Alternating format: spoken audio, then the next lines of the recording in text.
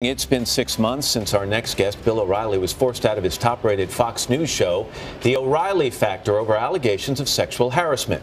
Today also marks the release of Bill's new book, written with Martin Dugard, Killing England, The Brutal Struggle for American Independence. Bill, it's good to see you. Good morning. Thanks for having me in. Let me start with what's transpired over the last 6 months, the first time we're hearing from you.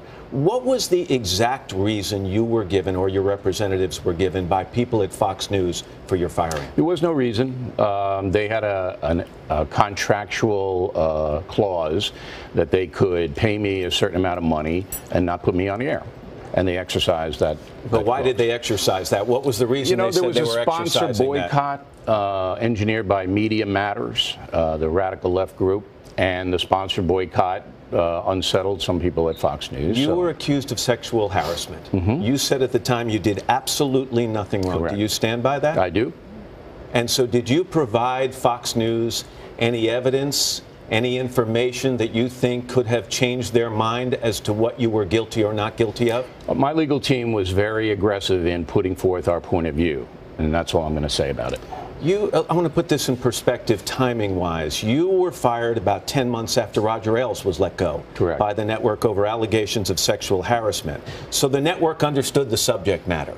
You were probably the last guy in the world that they wanted to fire, because you were the guy that the ratings and the revenues were built on. You carried that network on your shoulders for a lot of years. So doesn't it seem safe to assume that the people at Fox News were given a piece of information or given some evidence that simply made it impossible for you to stay on at Fox News? That's a false assumption.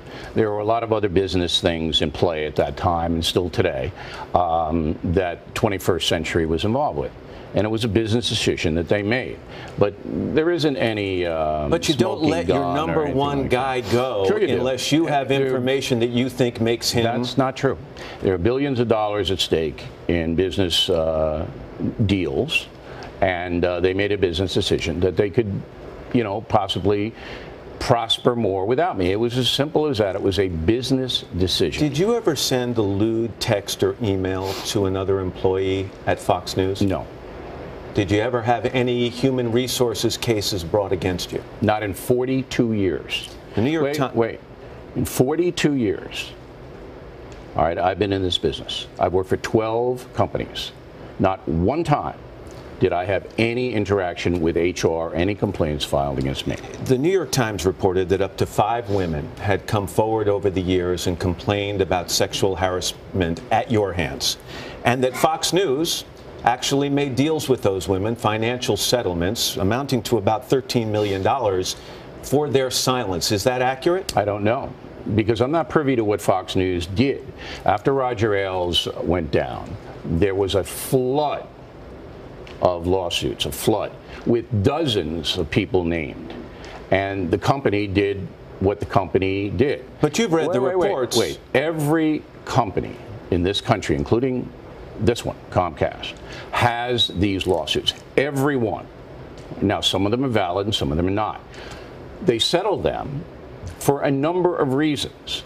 Now, as an employee, I don't really have any say in that matter. But were you aware of those 5 women? I was aware, sure. And so why didn't you sue those women if you say you did absolutely nothing wrong? Because you can't win those lawsuits. If you're a public figure, you cannot win them. Sarah Palin is the latest example. And I could do that, but the collateral damage of these lawsuits, the press frenzy, every allegation is a conviction. Every allegation in this area is a conviction. They don't look for the truth. But think about those 5 women and what they did. They came forward and filed complaints against the biggest star at the network they worked at. Think of how intimidating that must have been, how nerve-wracking that must have been. Doesn't that tell you how strongly they felt about the way they were treated by you? Well, it's not just me. Those lawsuits involve many other people, not just me. So I don't know. I'm not going to speculate about intent or why people did what they did, but you don't have this story, Lauer, correct? The lawsuits involved many people. But you were also named. I was named in a few of them. a few of them. Let me put a period on it this way, Bill, by asking you, over the last 6 months since your firing, have you done some soul searching? have you done some self-reflection?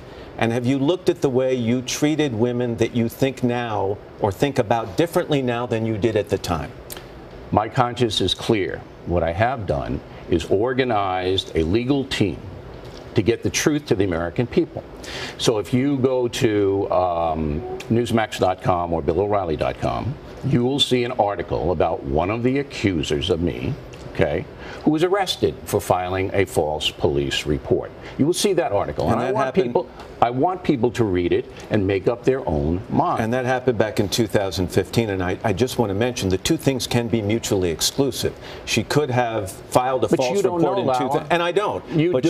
She could have filed a false report in 2015 and still be telling the truth about you. Look, anything's possible, all right? But it goes to credibility, doesn't it? All right?